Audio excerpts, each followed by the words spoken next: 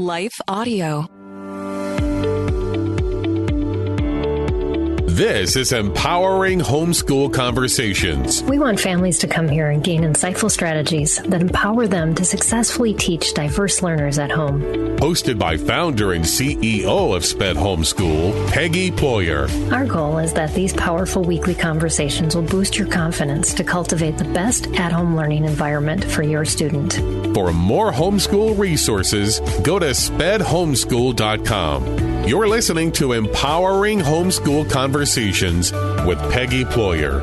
We'll start the conversation with Peggy and her guests next. Have you ever felt conflict between your faith and feelings? If so, you're not alone. My name's Carly Mercoulier. I'm a licensed therapist and the host of the Therapy and Theology podcast, where we explore popular topics and questions related to faith, feelings, and spiritual formation.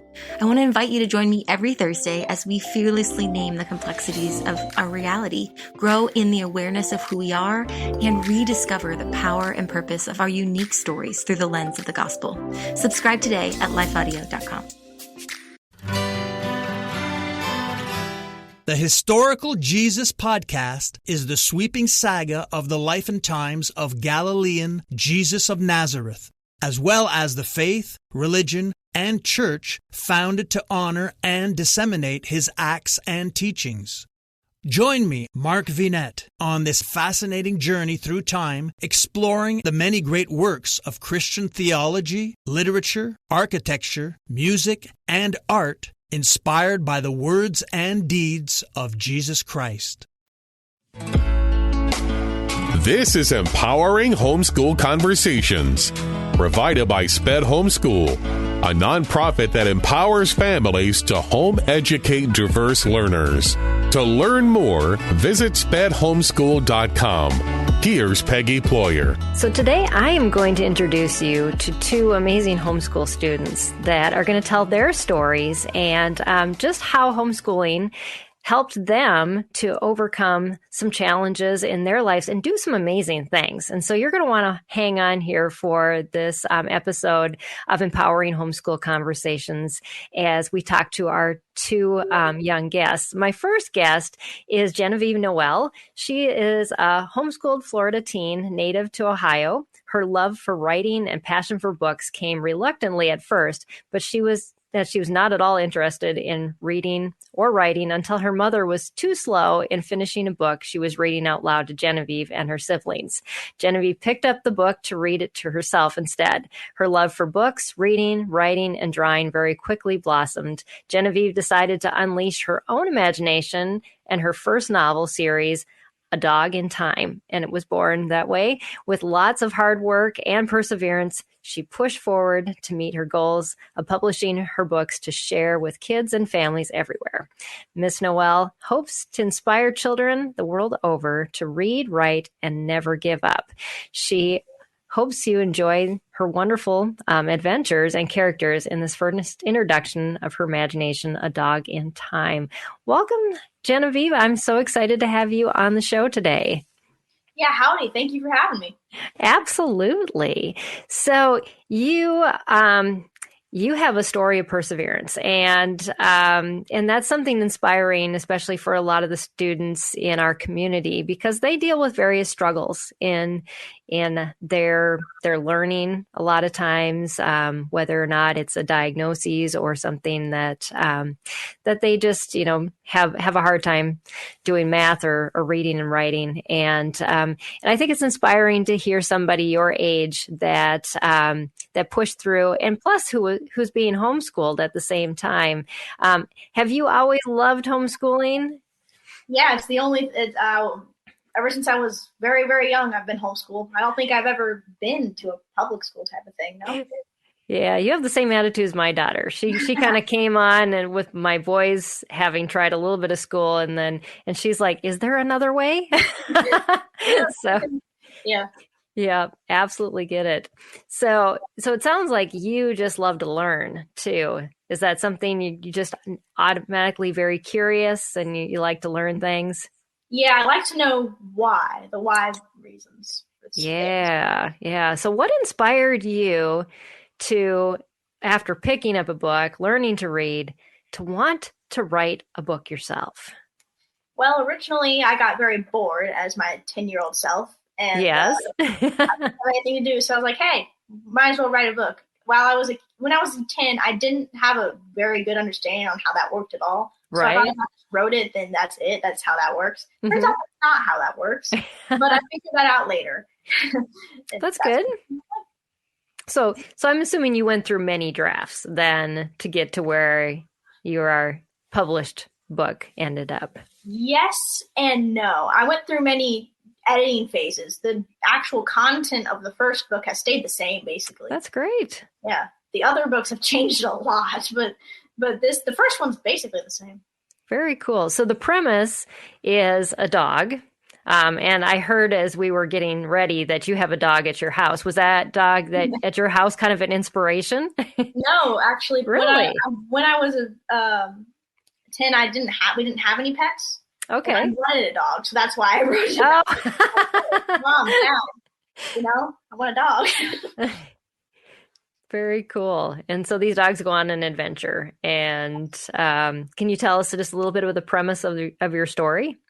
Well, it's about these 3 dogs. I know the title is A Dog in Time, but I don't know. There's these 3 dogs that get stuck in a time machine and have to go back through history and try and do these things and mess a few things up and have to fix things, all while these bad groups of dogs are trying to change history and mess things up. Basically. Very cool. So do you like studying history then too? Yes, it's my favorite subject. Very good. So what are some time periods that your dogs visit, and are they time periods that you kind of really like to study as well? Yeah, I'd say so. Yeah. The 1700s, they go there a lot. Middle Ages type time periods. They don't really go anywhere major. They go to the dinosaur time periods at one point. They don't go anywhere majorly specific until later on. At one point, they go to the American Revolutionary type times. Okay. Later books and stuff. But in the first book, yeah, it's mostly just 1700s. It's Middle Ages. When's that? 1600s? Yeah, about the 15, 16. Yeah. Yeah. Very cool. Yeah. And so it's things that you kind of learned about. Did you have to do extra research? Yes. Yes. So how did you go about that? What kind of was your the way that you started that research and followed through? Were there certain places you went specifically to get that information? I didn't go anywhere, mostly because we couldn't really go to those specific places or to anywhere near them. But I did mostly, look things up, talk to my dad. He likes history too. Documentaries, okay. Wikipedia. Okay, no. Yeah. More reliable sources than Wikipedia, but yes. Right. That's great. And then as far as character development, I mean, did you use people that you knew as far as like examples for characters, or maybe some favorite characters? I wouldn't say that. No, I just made up a bunch of wacky people in my head. That's great. That takes a lot of imagination. I read in your bio too that you like to do art.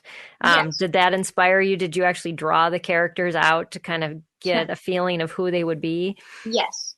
Yes, I did. I have sketches upon sketches of most of the characters. And the art in the book actually is drawn by my dad, hand drawn by him. The art in the other books is going to be a collection of hand drawn art between him and me. So, that's awesome. Yeah. So as far as, going from your idea, lots of kids have ideas that don't go into anything. How did you get from an idea to an actual book? I'm a very stubborn person. That's for one thing.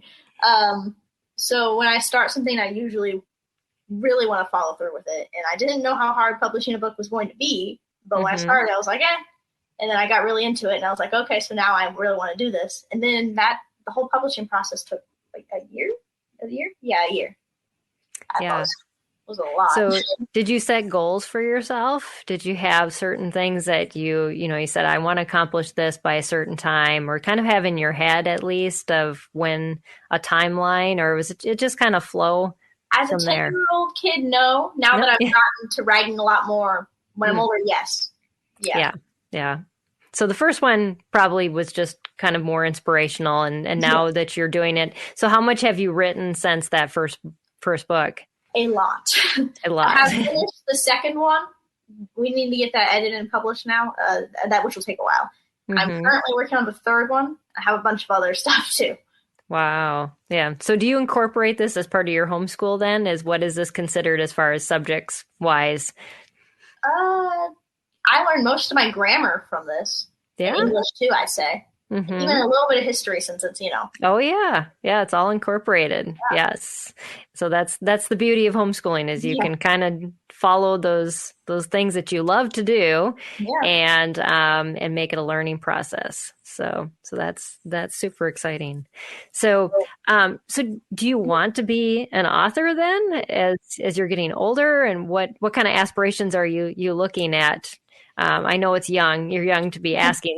I want to be an author. That's my goal. An author and a writer. That's the same thing. I'm an author and an artist. Okay. And combine the two. Yeah. So where do you see that going then? Have all these ideas in my head of things that I hope will happen. I don't really know. Just have to see and pray about it, I suppose. Yes, absolutely. That's I would say the best advice. God has a plan that's beyond, anything that you could ever imagine. And so that's exciting that you're kind of leaning into him and saying, yep, where is this going? Yeah. So very cool. So, when you hit hard spots with some of the things that you're doing, like maybe you just are tired, have a bad day, or that concept that you want to write about, you don't know exactly how to say it or to build it in. What do you do to kind of get yourself out of that rut and to move on? Yeah. Well, when I was a lot younger, when I was 10, when I first started writing, I didn't have those worries because I was just, a kid. So I didn't write and stuff. And now that I'm older, and it's only been 4 years, but now that I'm older, it's gotten a lot more of it. Think about it a lot more, and a lot more of that type of stuff happens. So I do have to every once in a while just take a break and realize it's okay to rest. Because if I don't, then I'll write for hours and hours and hours. But I do have to realize that I can write whenever. I have to spend time with people I care about more. I have to do other things in my life more, and I have other stuff I gotta do. Right. That's some wise advice from a 14-year-old. You need to rest. Adults need to hear that message. Yes. Yeah, that's important. And then do you find when you do rest and you do take that time that your creativity is boosted even more? Yes, I write the days after I'm done resting. So that is very cool. Yes, awesome. So what are some other lessons that you think you have learned since, you started this process? And I'm sure, just generally with just gaining knowledge in the last 4 years of your life, but specific to taking on a project and having to persevere through it. What are some things that you've learned about yourself, or about the process of just doing a project and doing it well? Well, you have to I'd say that you have to have some sort of plan. You can't just go in there, no idea what you're doing, and be like, let's just try everything and something's going to work. And it's okay to make mistakes also. Because when I was when I was younger, I don't want to make any mistakes. I just want the have to be done, the first draft to have to be it and just have to be published. But nope, it has to go through phases and phases. And that's good. Then it gets refined to what it needs to be and all that jazz.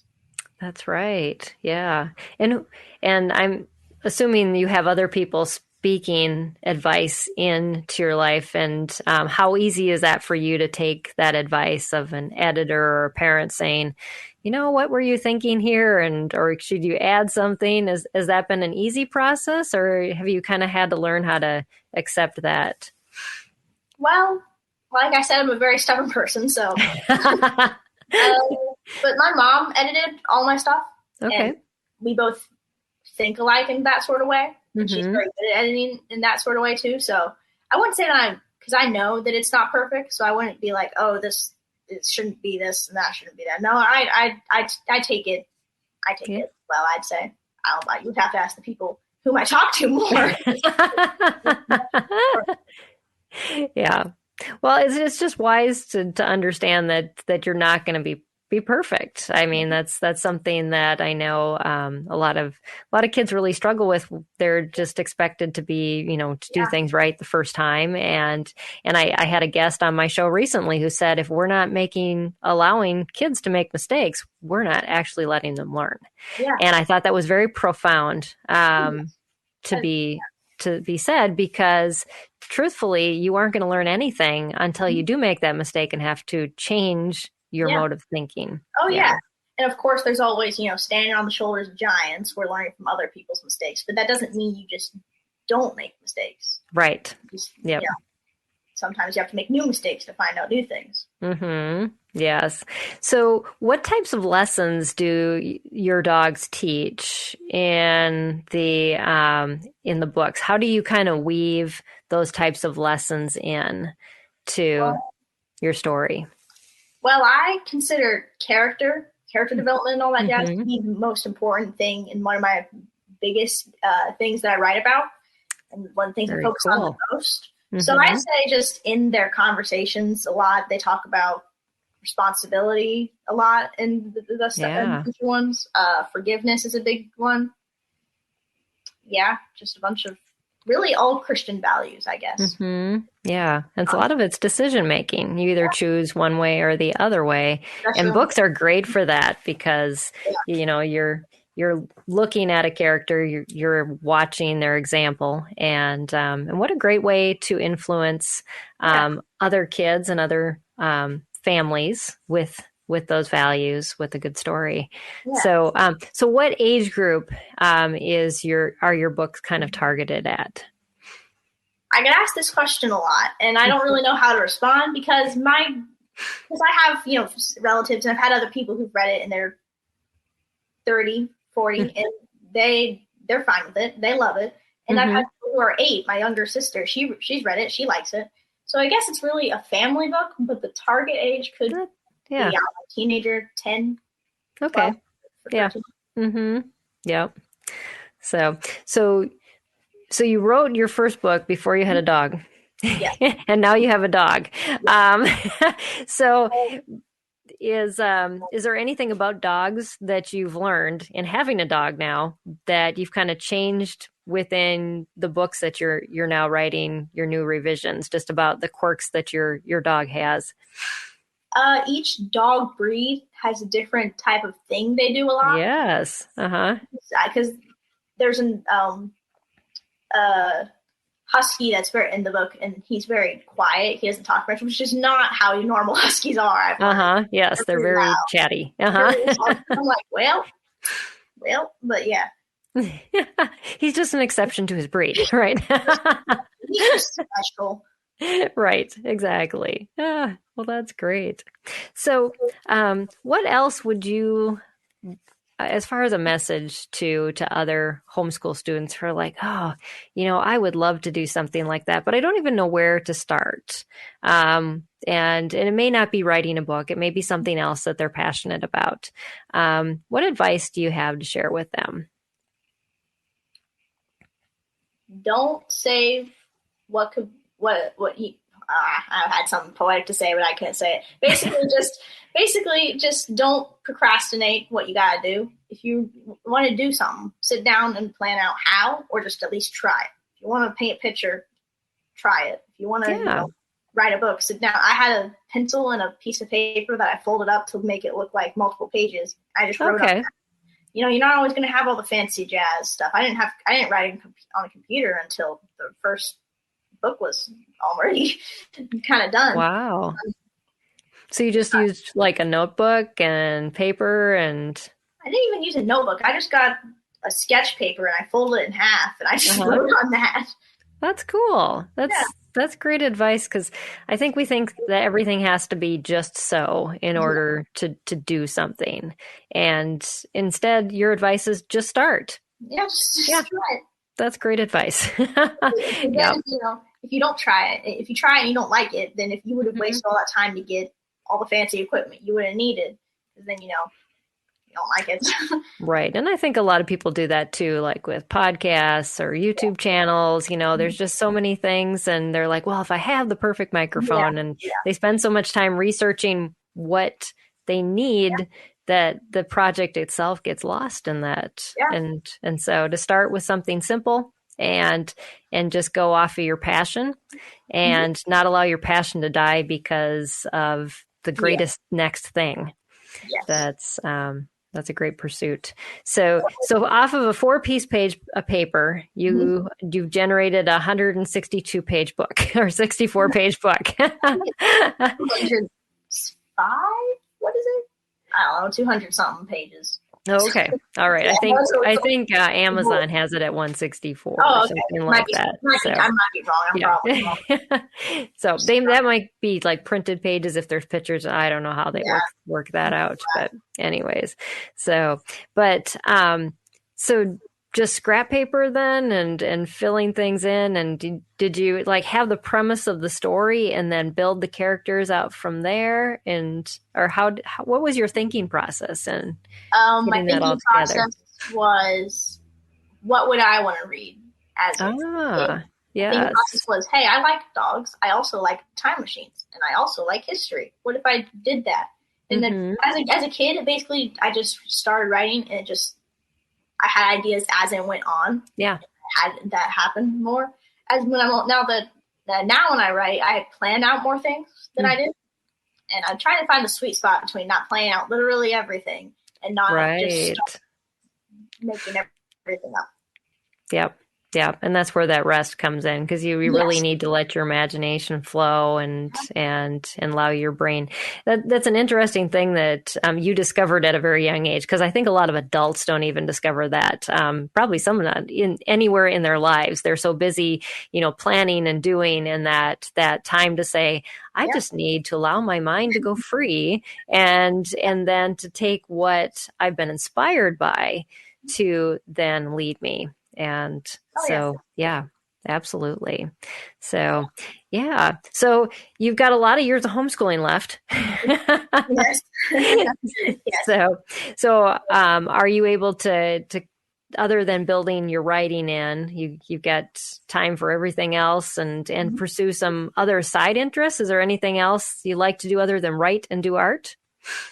Nothing I want to do as a job, I don't think. Yeah.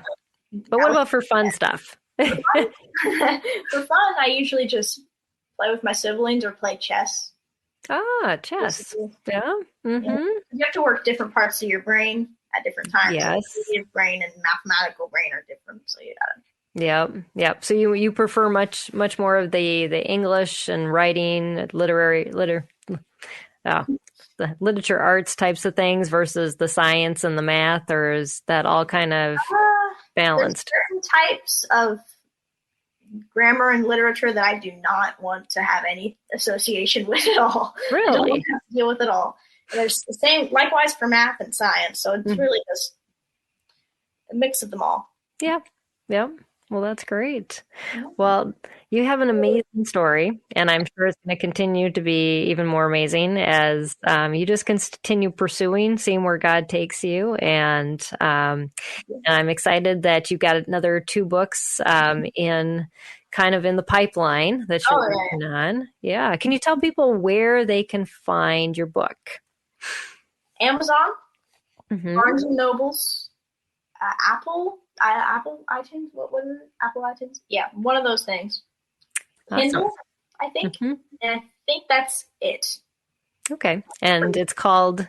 It's called A Dog in Time. A Dog in Time. Noel, by Genevieve Noel. Yes. I actually, when I searched, I looked A Dog in Time first on Amazon, and I had to put your name in there. So if for just the families that are looking, we'll make sure we put in the show notes the exact link. But if you want to go ahead of time and do you want to search Amazon for that, you can just search for A Dog in Time and Genevieve Noel, and it pops right up. So, yeah. Well, very cool. Well, is there any closing comments you want to make? Maybe to those homeschool students out there that are listening, and you want to just share something with them? Dream big and never give up.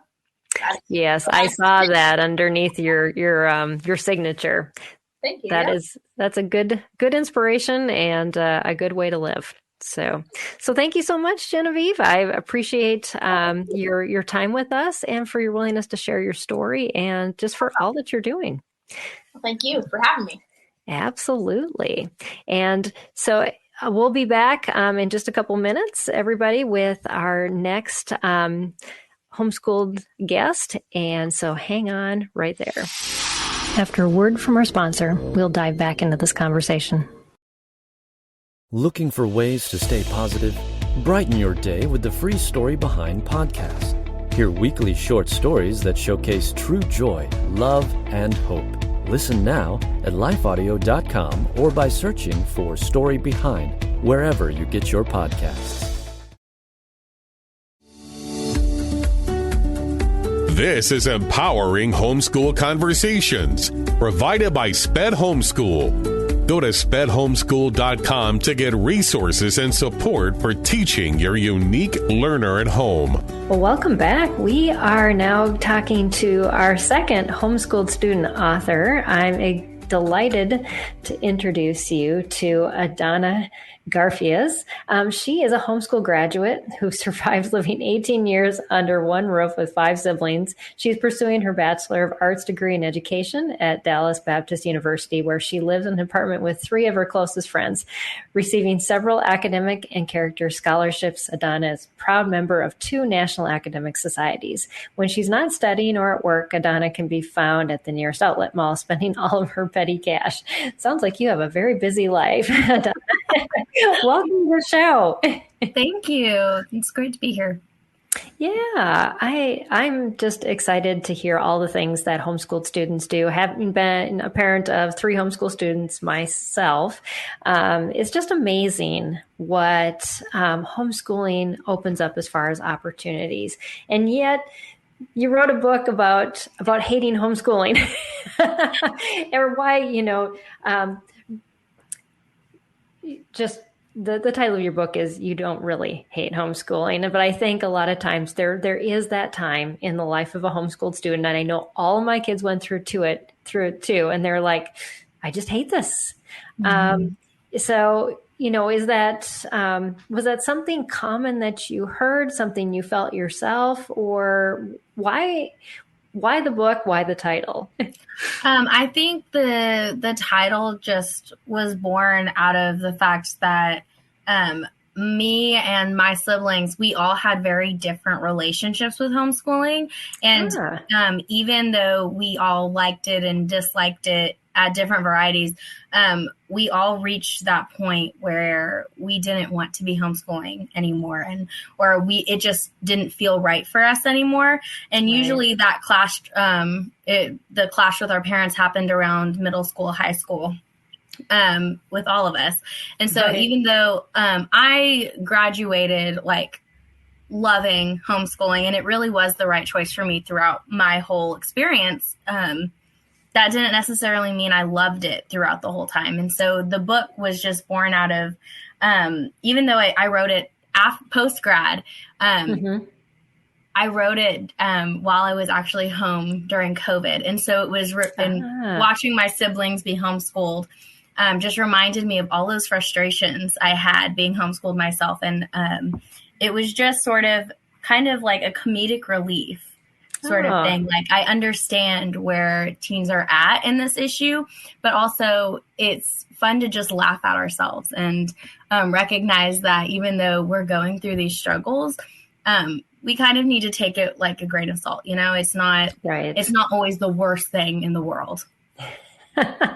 Well, I think those middle school, like you said, high school years, that those are the times when students or young adults will kind of blow things out of proportion, because it seems like it's like forever in your life. And this is like this is gonna be a game changer if things don't go, as planned, or the way that you think that they should, or the way everybody else is doing it, that it's just gonna upset everything, further on. And you can blow things out of proportion. And I think your book does an amazing job of really pinpointing, is that really the question you're asking, and then, this is how simple the answer is. So your book is very short. How long is it? I think, let me look. I have a copy of it. I think it's only about 48 pages, because I'm not really a woman of very many words. Okay. You're straight and to the point. And that's great, because I think if you got too many words in there, maybe a lot of students wouldn't read it, or, get that what's necessary out of the book. And so did your siblings help you kind of write this, or was this mostly just reflection, like you said, kind of watching them and then going through maybe some of the things that you answered internally, but didn't really answer until you actually wrote them down on paper years later? Right. So this was mostly just born out of my own experience. And there were a couple of times where I needed to pull in some of the experiences I observed from my siblings or from friends. But mostly these were the struggles that I saw in my own life with my own parents. And I think as I got older and as I talked with homeschoolers that I was close to, as we talked as adults, the problems that I had during my homeschooling experience weren't just problems that I had. They're problems that other homeschoolers have too, but they're not necessarily talked about. And so everybody, like teens, think that their issues are with their own parents and with their own experience, but that's not true. You would clash with your parents if you weren't homeschooled. That's just not. That's true. Mm-hmm. Right. Yeah. I think we're always so close when we're homeschooled with our own children that natural separation of parent-child happens. And when a student is going to school, that separation's already there. So it doesn't seem like there's this void that's starting to happen. But I experienced it with all three of my kids. And yeah, it is difficult, because you're going, how do I still be myself yet be taught by my mom? And so it's the struggle. So what age group is your book written for? This is written primarily for those towards the end of middle school and in high school. So those that are really starting to get to that point of more of leaning towards wanting to be independent, and those who are kind of starting to struggle with the idea of being at home with their parents. Yeah, that's good, because you answer everything from like, what do homeschoolers wear? Am I kind of strange? And all the way up through college. And those questions that we get as consultants that parents ask about, college entrance and scholarships and all of those things too, which we forget as parents that our kids are asking these same questions and wondering these same things. So I'm glad that you addressed, some of the funnier, things that yeah, we all think about that too. But even some of the weightier things about, where's my future going to go? And I love the chapter that you focused on, what about, preparing myself for life, after this, and knowing, there's just a lot of things that students don't learn even in school when they go to like public schools or private schools. Right. So can you talk a little bit about that, and then also what you maybe have learned since you wrote that chapter about living on your own and things that. So I think like that chapter, the figuring out what you're going to do after you're homeschooled. I've always been a big planner. I've always had the next 5 years of my life planned in advance, which we all know. You can plan your life, but you can't really plan your life. Right. But I was always that person. And so I was always the child that was looking at what's next before my parents were, and trying to figure out those answers to the college entrance exams, and how many different things could you really do, and what are all of my options. And so I think like I wanted to find a short and sweet and kind of easy answer for those who don't necessarily want to research it all by themselves, but also like I really wanted to motivate students to go out and find that information for themselves, because it's, yes, parents can plan and try to get their students to go down a specific path, but also, like, we know it is so important for students to take initiative on that themselves. And so I really wanted to encourage teenagers to just be thinking ahead and to look at what might be interesting to them, and also just to have those difficult conversations with their parents, because they're more likely to succeed in an area when they take initiative in it themselves. So I really wanted to kind of open the door to that conversation, because those conversations are important to be having beginning of high school, and even like not just yes, you can have it towards the end of your junior year and you're still going to be fine. But also like for those learners who really want to be looking ahead and who think that there's not a future if you're homeschooled, it's really important to start looking at that in advance. Absolutely. That's a really good point to make. And it is about, it has to be internally. I mean, as a parent in any stage, whether you're homeschooling or not, our goal is to make our children independent, that they leave and, go on and do things. And at some point that just has to happen. And there are students like you who are self-starters and then some that take a lot longer, but that's the goal in the end. Yeah.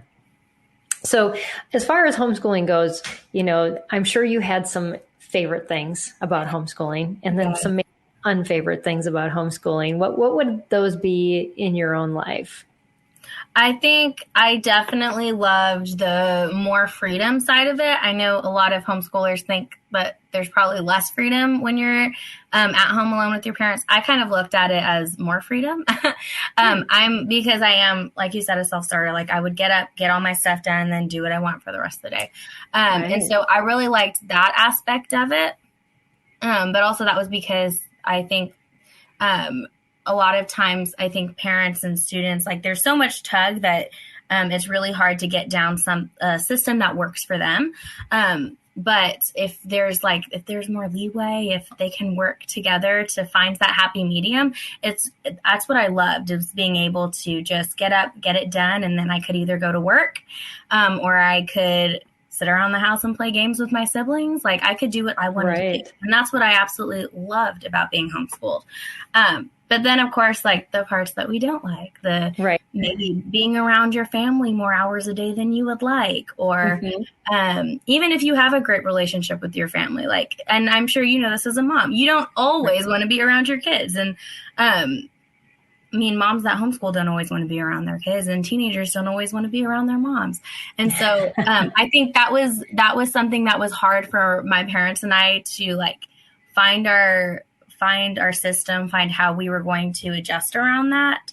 And there's no magical fix for any teenager and their parent. What is a great system for that? But I think it's really important for teenagers to understand, it's not just you. It really isn't. And I discussed that also in the book. You're going to fight with your parents no matter what. There's no way to get around it. But that was hard. I'm not going to lie about it. That was hard.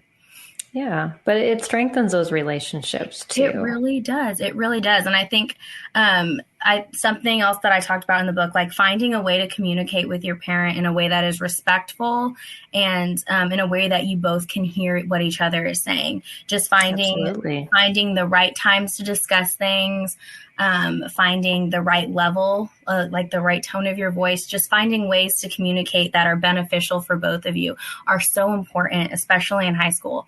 And it can take a lot of work, especially on the teenager's part. But it is so important, and it really helps boost your relationship with your parent as an adult. If you can get that work out of the way in high school, that makes that transitioning into an adult so much easier. Right. Yeah. And not just for family too, but that goes out into other relationships and your work environments. But it does take a bit of transitioning, because you're used to relating to people more as friends than maybe a colleague or to your parents as a superior. And then you've got to make that change talking to them as a fellow adult. Yes. And there's give and take on both sides of that one. Yes. And honestly, I think one of the greatest things that my parents did for me in as a homeschool student was they required us to work once we got to a certain age because they wanted us to have those experiences with adults and with peers that just weren't inside our household. And I felt like that was really great training for us when we got to be adults because we knew how to communicate with a boss and we knew how to communicate with coworkers, not just as friends, like you said, but as people, like to communicate in a respectful way. And on that level instead of just, oh, everybody's my friend and I'm happy-go-lucky. And I mean, there is a time and a place for that. And I definitely do believe in good relationships with your coworkers. But I really think that is something also in high school that if you are a homeschooler and you can work, please do. It really does help. Absolutely. And it's not just mom or dad giving the demands of what to do or what you have to do, the task list. It's a boss. And sometimes those people aren't as compassionate or understanding as mom and dad can be. It teaches responsibility on a whole different level. Exactly. Yes. So true. And I love that you're encouraging young people to do that. We actually encouraged our kids to do gap years kind of in that environment and just the amazing things that they learned even before transitioning to what they wanted to do, because you learn so much through that experience that it sometimes changes the whole trajectory of what you want to do for a job and a career. Yeah. So you are finishing up school right now? Yes. To be a teacher, is that correct? Yes, ma'am. This is my last semester. I'm graduating in December. Very good. Congratulations. So what made you pick that field? Was it something that you learned through this process, I'm assuming, of homeschooling and working to know your strengths and what you enjoy doing? This is really funny. I actually grew up saying I was never going to be a teacher. Partially, especially during those times of me hating homeschooling, I think. I just really didn't, it wasn't appealing to me. I had much broader, like I wanted to be a veterinarian at some point. I wanted to be a pediatrician. Like I wanted to do so many different things than teaching. And then, I think towards the end of my sophomore year, I started giving music lessons to elementary students. And then my senior year, I started tutoring triplets at this one family had reached out to me and asked if I could tutor their triplet elementary students or elementary kids. And I agreed to do it because I loved math. I loved English. And I was like, sure, you know what? I help my siblings all the time. I can help your kids too. The very homeschool response, right? Right. Yes. I think I felt like I built a really great relationship with those kids and being able to tutor them and watch them grow and that like helping them set their own goals and reach those goals. It was just so exciting. And it was just such a great experience that I decided almost immediately that that's what I wanted to do with the rest of my life. And I think like during my own college experience, like that has, changed and then I've gone back to it and changed and then I've gone back to it. And like a lot of college students do. Right. But I think God has just really shown me over the last year or so, even when I didn't necessarily want to be here, He's just really shown me that this is what I'm supposed to do with my life. And I really am grateful for my homeschooling background and for the values that my family instilled in me, not just about faith, but also having a homeschooling background where teaching can be individualized. I feel like having that background in a classroom is so important because it really teaches you to look at students individually instead of holistically. And so it's really great. And I feel like it's going to kickstart my journey in just a different way. And so I'm really excited about it. Yeah, absolutely. There's so few people that get that picture of what true education is. And it's really to spark that learning internally to a child, to meet them where they're at and to progress them at their own pace. Instead of just instructing out of a book and saying, well, hope you caught it. Yeah, right. Because that's kind of the traditional view of education is the kids will just sit in this classroom or participate and we'll just hope that something got absorbed. Right. Yes. So your future students are in good hands. I know very well just by the experience that you've had. So yeah. Where can people find your book? So they can find it on Amazon. My mom and I travel a couple times a year to different homeschooling conferences. So if you find us at a homeschooling conference, it will also be there. But probably best you can find it on Amazon. Okay. And I'll make sure to put that link in the show notes as well as, just that information so you can click on that and find it really quickly. So, yeah. Well, this has been a great interview. Do you have any closing advice for students who are like, I really don't know if your book is going to convince me to like homeschooling. I'm just kind of getting through this. And I know a lot of times, just through various circumstances, even kids in this age range are homeschooled abruptly, whether it's something that happened at school and they're just dreading being with their parents too at some point. What advice do you have for those students that are just kind of feel like, I just don't know if I can keep going through this? Convince me. I think my best advice was just to give it your best shot. I remember in high school, giving it my best shot was just kind of, I wake up one morning, I try for an hour and then I'm done, but really just give it what you would give, your favorite sport, right? Just give it your best shot for a few weeks, really try your best because it's so worthwhile. It's so worth it. If you can do it. It's if I can do it, you can do it. And I'm not a rocket scientist, right? If I can do it, you can do it.